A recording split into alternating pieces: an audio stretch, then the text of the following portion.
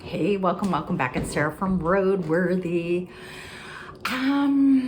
Let's see what has been going on. Spring is coming. A lot of like super up and down weather. Some beautiful, warm, sunny days. Some sunny but cold days. Today is just raining. But I went to the Arboretum anyway, because I wanted to see what's blooming. And I was nearby. And it allowed me to get, 4,000 steps in. What was blooming? Some rhododendrons are starting. Some of the early ones are blooming. Camellias, hellebores, of course. I'm trying to think of what else. That was sort of it, but you could see lots of buds and, stuff happening. So, and I almost got run down by the University of Washington, I'm assuming cross-country team. It's like a pack of them, and they just coming at me. And I was like, oh my God, they're not going to move. Like they were gonna run me down. So I had to step off the path because, they weren't gonna, anyway, it doesn't matter. I was just like, what else? Tonight I am picking up Harry, the foster dog. He is a greyhound. This is really ridiculous, but he's flying in from Australia. We haven't had racing in this country in a couple of years. And so I was a little surprised that my local greyhound adoption group was still alive and functioning because they're importing dogs from Australia. Which still has a thriving greyhound racing industry. So, I mean, it's so like first world that I'm having a dog flown in from Australia that I will foster until he's ready to be adopted. So I'll be responsible for teaching him how to use stairs, housebreaking, which actually shouldn't take very long. Just introducing this dog to home life. Harry, funny enough, they greyhounds have tattoos in their ears that identify them, and then they have like an official name. Like you can. So our old dog, K-Lady Jupiter, you could, look her up and you could get all of her stats, like what races she ran, where she placed, her pedigree. She had a litter of puppies, so you could see the pedigree of her puppies. Harry, he's got tattoos. I don't know why I keep doing that in his ears. But he doesn't have a racing name because he failed so badly that they never bothered to register him. So I'm just sort of imagining a sweet dopey dog is coming to my house. I don't know, we'll see. So that's later today. He's flying into Vancouver, BC, and then he's got to go through customs there and then come over into the US border. So anyway, interesting saga. So I will, so but that's probably not what you want to know about. You want to know about what have I been reading. Well, my Republic of Consciousness long list reading has sort of ended here with The Sorrow of Others by Ada Zhang. This is a short story collection. A lot about immigrants and sort of relationships between generations, and often the older generation is the generation that immigrated to the United States, or still has some sort of strong connection to China. And the younger generation, that's maybe lost, and how that difference in experience automatically creates distance and a barrier to connection between people. There was oftentimes two barriers between husbands and wives in here. A lot about like loneliness and duty, you know.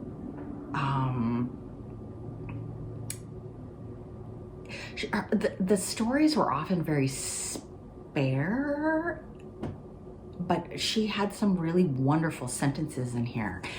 I absolutely loved the first story, and then the collection for me sort of just kind of went downhill. And in fact, I skipped a couple of the stories in the middle.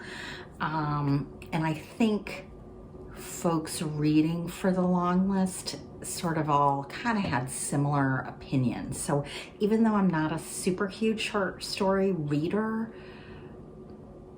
I felt like maybe my reaction was not necessarily unique, and wasn't perhaps being completely influenced by my inexperience reading the form. What else? So Priscilla, Ros, and I finally finished our read of Singapore Grip by JG Farrell. This is the third book in his Empires trilogy.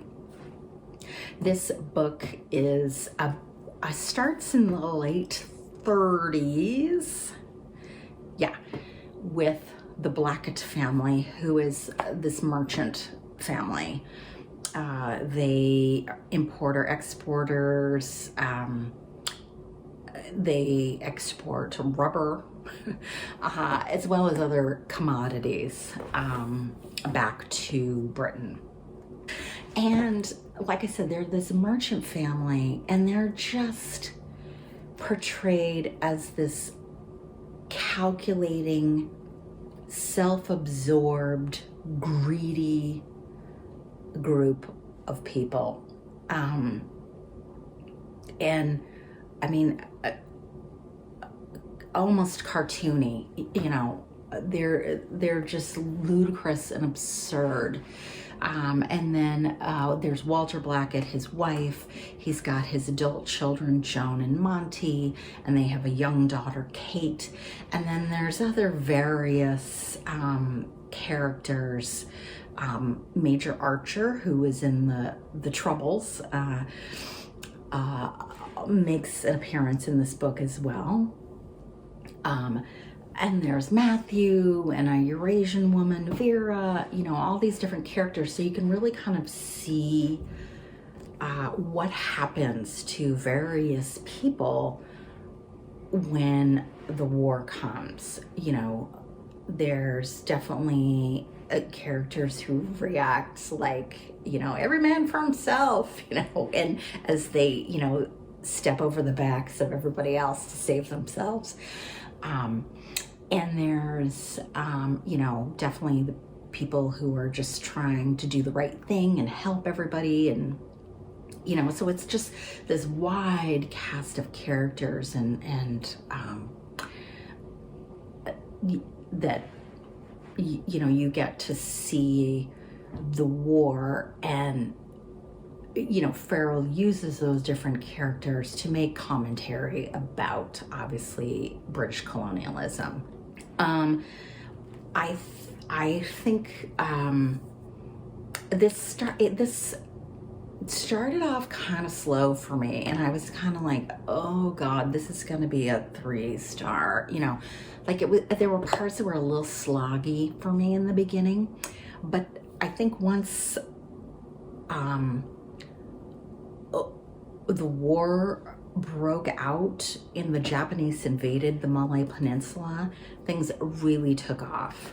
The scenes that I thought were just amazing were all his very realistic scenes. So a lot of the scenes from the war, you know, the bombings, you know, people, you know, the chaos and the confusion, all of that, you know, it was just really amazing. And then there's a Matthew and Archer are in sort of this volunteer civilian fire brigade, and some of the scenes from their firefighting were also just amazing. But there was just lots of also really funny things, you know, random, you know, Major Archer, you know, this like mangy old, you know, patchy haired dog, you know, shows up and starts following him around, and they give him the name The Human Condition. You know, just things like that that I just thought were hilarious. There's lots of other just funny little things in here.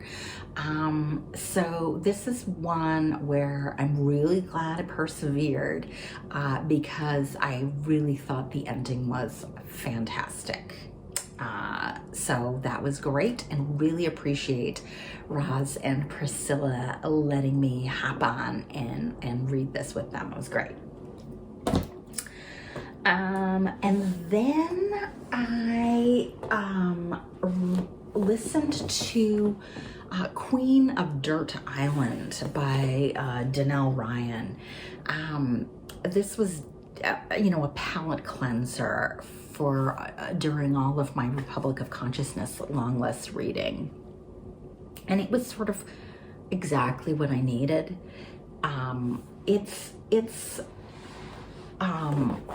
3 generations of women in this family.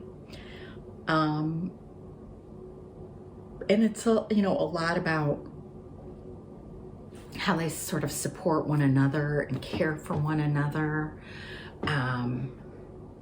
There is the troubles going on, but it's very in the background.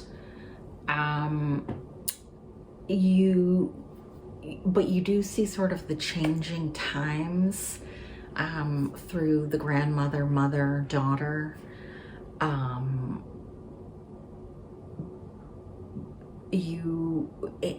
It was you know, just wonderful characters, fantastic dialogue, and it was just one of those like warm, you know, cozy hug of a books, you know, like and it's short, and it just was like exactly what I needed. You know, it was the break I needed. And then I picked up Octavia Butler's Parable of the Sower. Now, I don't read a lot of sci-fi. I have read Kindred. And I thought, you know, a lot of people rave about Octavia Butler, so I wanted to give her another shot. So this is about Lauren, who is 14, 15, maybe at the beginning of the book, which incidentally starts in July 2024. We have basically, due to climate change, we have sort of collapse of, you know, society. You know, Lauren and her family and her neighborhood, they sort of have walled themselves off into this community to protect themselves from people who are homeless, scavenging for food, right? So they're protecting themselves. When they leave the walled compound, you know, there's a group of them that goes, and someone's got a gun. In their compound, they grow as much food as they can. There's, you know, water is a huge issue. They are also down in the suburbs of LA. So, you know, the police don't actually do anything. They'll, in fact, come and rob you. It's all gone to hell in a handbasket. And I think Butler does a great job with world building. It's incredibly natural. Like there's not a lot of, like, here, let me give you a paragraph and I'm going to describe this, you know. Those details are very naturally woven into the plot or conversations between characters or whatever. Lauren eventually leaves her community and ends up pairing up with other people, and they're trying to migrate north. That there's rumors that there's food and water and jobs up in Oregon and Washington, but those borders are closed. So it's very dangerous to try and cross from California into Oregon. So that part was super cool.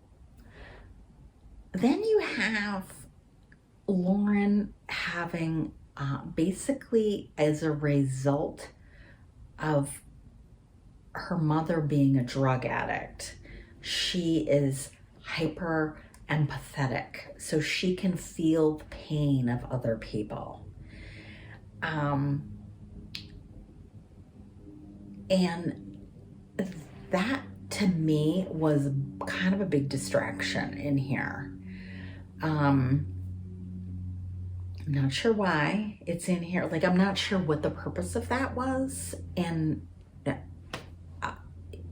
it seemed to be one of those things that was like shameful, but nobody ever judged her for it. Everyone was perfectly accepting of it. So again, I'm not quite sure what that was about. And then there's also an aspect of Lauren basically at the beginning sort of musing on God and what she thinks of God, her understanding of God. And then as the book goes on, she's very intentionally trying to create a new religion, which I don't know how I feel about that one either. I will say that this is book one of a duology, and so I have a feeling those things have more meaning in the second book. That this book is really sort of a coming of age and a quest book, you know, for them to escape and find safety and start a community. That's the part of this book that I loved, but like the religion bits and her trying to create a religion and the empathy parts weren't really working for me. So I'm not sure that I'm going to keep reading Octavia Butler. I don't know. Let me know if I'm wrong. So that's what I finished. So pretty good. So what I've got a couple of things going on right now. I am reading Under the Skin, The Hidden Toll of Racism on American Lives and on the Health of the Nation by Linda Villarosa. And I just started this, so don't have much to say. I also have started reading for Irish Readathon. So I am reading The Magician's Wife by Brian Moore. This is a French couple during the reign of Napoleon III. So has nothing to do with Ireland, but Brian Moore is an Irish writer. That's my Irish Readathon connection.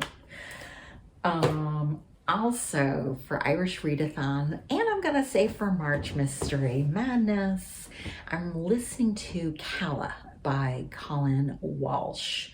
This is described as a literary mystery, and I'll agree with that. It's about a group of 6 friends, and when they're 15, Calla is killed. And so part of it is you're getting snippets of them in the present day, and then you're getting snippets from their lives when they're 15. And of course, what happened to Calla? So that's what I'm reading. That's what I got going on. I am excited to get to my giant stack of Irish books for the Irish Readathon. Yeah, so I hope you all are doing well. I hope you're reading some good things, and I hope you also have some Irish reads coming up in the next month. Let me know. All right, thank you so much for watching, and I'm hoping to do a February wrap-up here soon, and I will get to, yeah, see y'all next month. No, wait, see you next week. Oh my God, it's time to go. See ya.